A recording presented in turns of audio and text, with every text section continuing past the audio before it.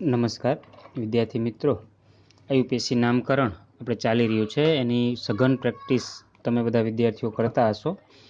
એમાં હોમવર્કમાં હું દરરોજ આપું છું. એમાં કેટલાક પ્રશ્નોમાં સોલ્યુશન હોય, કેટલા એની ભૂલ થાય છે, એવા અમુક પ્રશ્નોની ચર્ચા ફરી પાછો કરું છું કે આવું જ્યારે ડિઝાઇન પ્રકારની આપી હોય ત્યારે એમાં ખૂણા અને છેડા એટલા કાર્બન પહેલાં મૂકી દેવાના, સંયોજકતા પછી પૂરી કરવાની. આ બધા કાર્બન. હવે આ COOH થયું. હવે આને ખરેખર હું લખું ને તો આવું થયું કે અહીંયા કાર્બન છે CH3 દેખાય છે,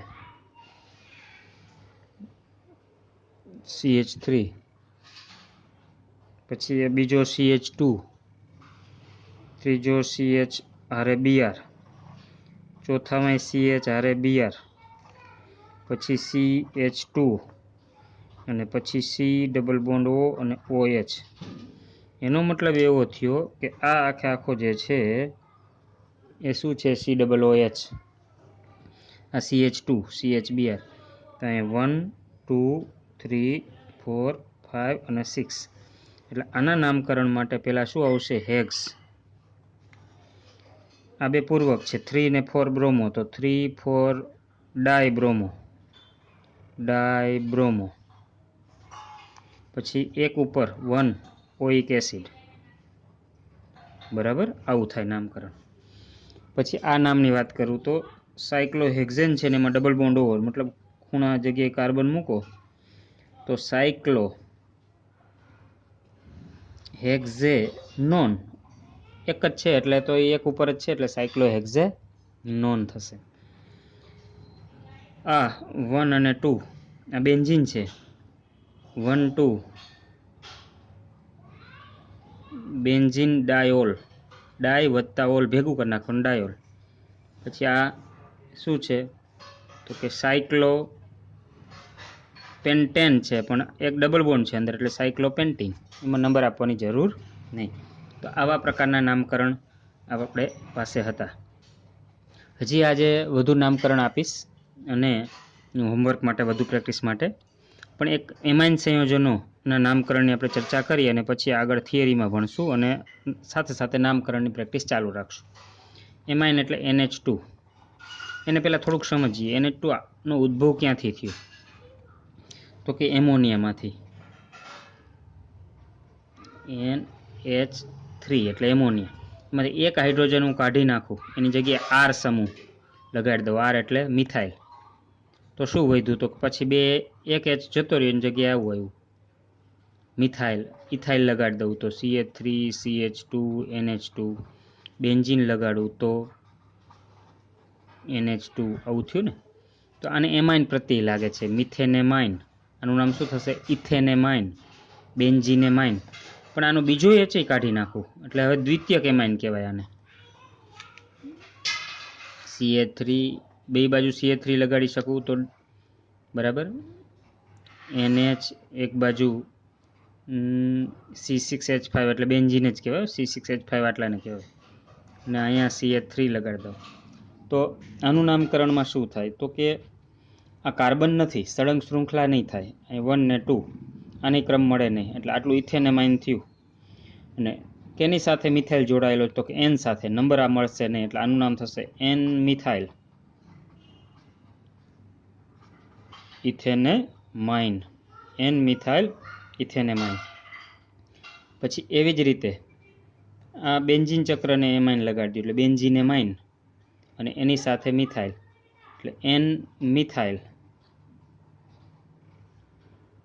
બેન્ઝીનેમાઇન. આનું સરસ સાદું નામ છે એનિલિન. એનિલિન પણ સાદું નામ છે, બરાબર છે. તો આવી રીતે આપણે ત્રણ જગ્યાએ, એક જગ્યાએ મિથાઇલ, બીજી જગ્યાએ ઇથાઇલ અને પાછું મિથાઇલ, ત્રણેય વિસ્થાપન થઈ ગયા હોય તો વધારે કાર્બનની શૃંખલા હોય એને આપણે લગાડીએ છીએ. તો આટલાને આપણે કહેશું મેઇન શૃંખલા, ઇથેનેમાઇન. શું કહેશું? ઇથેનેમાઇન.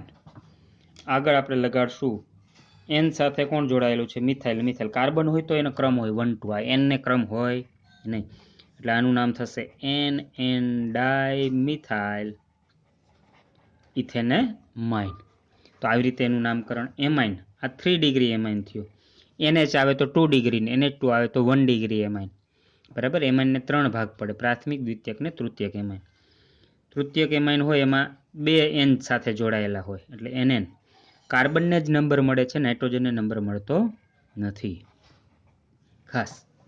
બરાબર છે. તો હવે આવા પ્રકારના નામકરણનો ફોટો હોમવર્ક માટે મૂકીશ. બધા જ પ્રકારના મિક્સિંગ હશે. બરાબર. એ વળી 10 નામના તમારે પ્રેક્ટિસ કરવાની છે અને એના જવાબ આપવાનો છે. હવે પછી થિયરી મુજબ આપણા માટે એક પ્રશ્ન આવે છે સમઘટકતા. તો સમઘટકતા એટલે શું? તો કે અણુસૂત્રો સરખા હોય, અણુસૂત્ર સરખા હોય પરંતુ બંધારણીય સૂત્ર જુદા જુદા હોય તો તેવા સંયોજનોને, કાર્બનિક સંયોજનોને સમઘટકો કહેવાય. અને આ ગુણધર્મને સમઘટકતા કહે છે. બરાબર. સમઘટકતા 4 પ્રકાર તમારા પુસ્તકમાં આપે છે.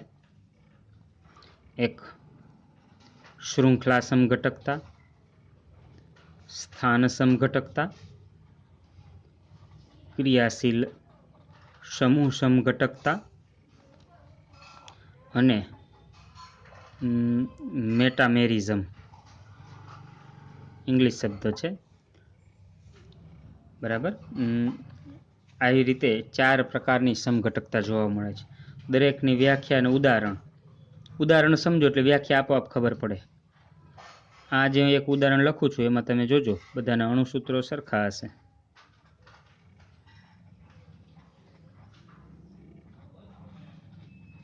આ પેન્ટેન છે C5H12.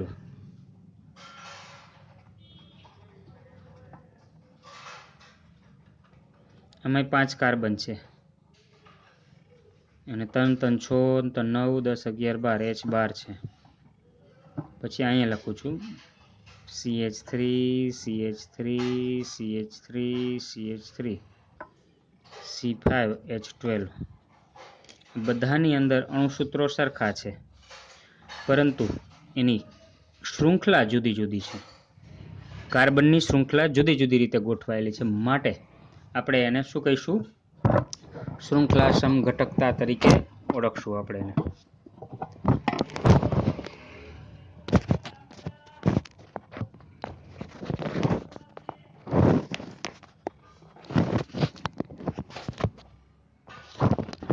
શૃંખલા સમઘટકતા તરીકે આપણે એને ઓળખશું.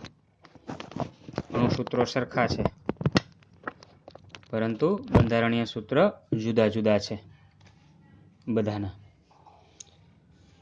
એટલે એની વ્યાખ્યા ફરી વખત આપણે શું આપશું? વ્યાખ્યા અને ઉદાહરણ.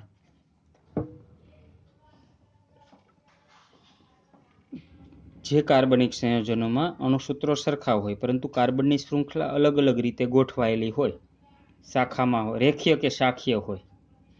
બરાબર. આમાં શાખા છે, આમાં 2 શાખા છે. તો રેખીય કે શાખીય હોય તો એવા પ્રકારની સમઘટકતાને જેવી સમઘટકતા એવું ઈ જુદું. શૃંખલા સમઘટકતામાં શૃંખલા જુદું. એનો મતલબ એવો સ્થાન સમઘટકતા. તો સ્થાનની વાત હમણાં કરીએ આપણે. બીજી સમઘટકતા કઈ છે? તો કે સ્થાન સમઘટકતા. તો એની અંદર વ્યાખ્યા શું આપશું? અણુસૂત્ર સરખા હોય પરંતુ ક્રિયાશીલ સમૂહનું સ્થાન. કોનું સ્થાન? ક્રિયાશીલ સમૂહનું. તો કે જોઈએ CH3 CH2 CH2OH. તો C3H 3 ને 4 7 અને OH એક પાછો. એવી રીતે હવે હું આને આમ લખું છું, OH ને આમ કરી નાખું છું. તો કે C3H7OH જ છે. અણુસૂત્રો સરખા છે પરંતુ ક્રિયાશીલ સમૂહ 1 નંબરના કાર્બન ઉપર હતો, અહીંયા 2 નંબરના કાર્બન ઉપર છે. એટલે એનું સ્થાન બદલાઈ ગયું. એટલે એને સ્થાન સમઘટકતા તરીકે આપણે ઓળખીએ છીએ. બરાબર છે. ત્યાર પછીની વાત કરીએ છીએ આપણે સ્થાન સમઘટકતા પછી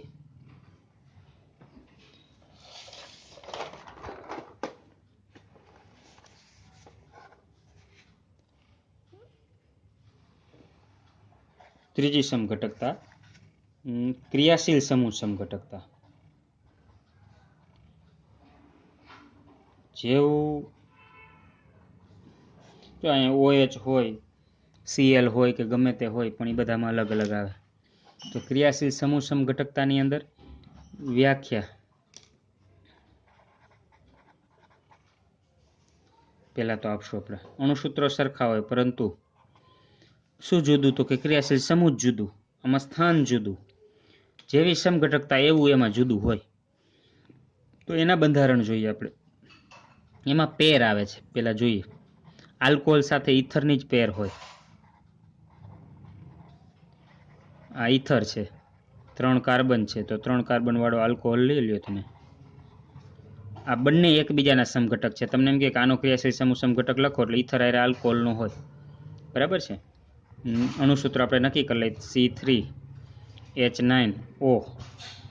આમાં એટલા જ થતા હોય, 3 ને 2 5 6 7 ને 8, 3 3 6 3 9, CH3 CH2 CH2OH. સોરી, આમાં ભૂલ થઈ અહીંયા. હા, 3 ને 3 6 ને 1 2 8, એમાં 3 ને 2 5 6 7 ને 8, C3H8O. એવી જ રીતે CH3 CH2 CHO. આલ્ડીહાઇડ અને કીટોનની જોડી હોય, પણ કીટોન મિનિમમ 3 કાર્બન વાળું જ હોય. આ બને C3 3 ને 3 6 H6O, C3H6O. અણુસૂત્રો સરખા છે પણ ક્રિયાશીલ સમૂહ જુદા છે. જો અણુસૂત્રો સરખા છે પણ ક્રિયાશીલ સમૂહ જુદા જુદા છે. ત્રીજી વાત આવે છે એસિડ અને એસ્ટરની.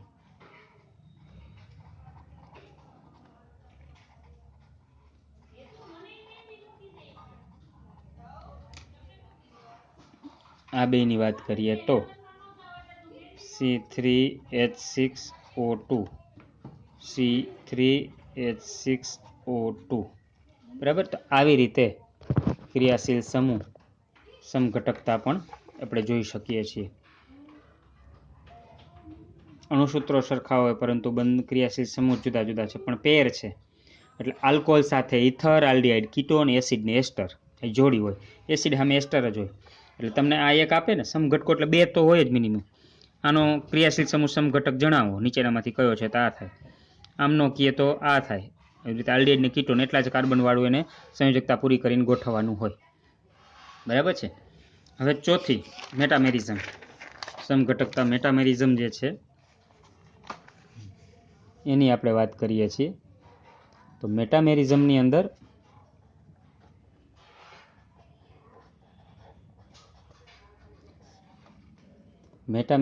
અંદર ઇથર અને દ્વિતીયક એમાઇન આનો સમાવેશ થાય, અને કીટોનનો. તો આવા કઈ ક્રિયાશીલ સમૂહ છે એની માટે થઈને આપણે વિચારીએ તો ક્રિયાશીલ સમૂહની બંને બાજુએ કાર્બનની શૃંખલા જુદી જુદી હોય. ક્રિયાશીલ સમૂહની બંને બાજુએ કાર્બનની શૃંખલા જુદી જુદી હોય. દાખલા તરીકે CH2 અને CH3, ઇથરની એક બાજુ પ્રોપાઇલ છે અને એક બાજુ મિથાઇલ છે. તો આનો મેટામેરિઝમ કયો કહેવાય? તો કે આમાં 3 1 છે, તો આમાં 2 2 થઈ જાય. જો થઈ ગયું આ બંનેમાં. એ જ રીતે વચ્ચે અહીંયા ઓની જગ્યાએ હું NH મૂકી દઉં તો પણ ચાલે. બરાબર છે. તો આવી રીતે આપણે મેટામેરિઝમ ક્રિયાશીલ સમૂહ તરીકે ઓળખી શકીએ છીએ. ક્રિયાશીલ સમૂહની બંને બાજુએ કાર્બનની શૃંખલા જુદી જુદી છે. જો આમાં 2 2 છે અને આમાં 3 1 છે. રેડી? તો આવી રીતે આપણે ક્રિયાશીલ સમૂહ સમઘટકતા જોઈએ. એટલે તમને હવે એક ફોટો મૂકું છું, એમાં 10 IUPAC નામકરણની પ્રેક્ટિસ વધુ કરવાની છે. અને તમારી નોટમાં સમઘટકતા એટલે શું એની વ્યાખ્યા, એના 4 પ્રકાર, ચારેયની વ્યાખ્યા અને ચારેયના ઉદાહરણ આપવાના છે. બરાબર.